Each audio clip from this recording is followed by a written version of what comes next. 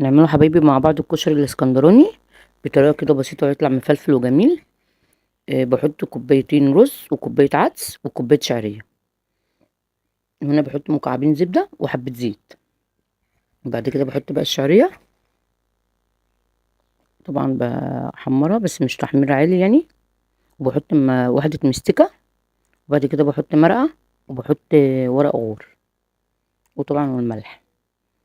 هنا بقى بحط برضو العدس بشوحه كده تشويحه كويسه. بعد كده بحط معلقه المرقه الفوريه.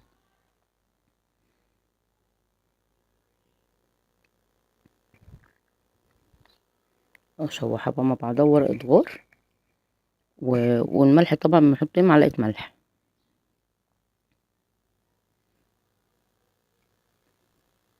واشوحهم. وبعد كده بقى مقدار الميه. بلغي طبعا كوبايه الشعريه خالص بحط 3 كوبايات. انا حاطه كوبايتين عدس كوبايتين رز وكوبايه عدس وكوبايه شعريه. بحط بقى مقدار الميه 3 كوبايات بيطلع مفلفل جدا. ورزايه برزيتها بقى كده يعني ما بيبقاش بقى معجن.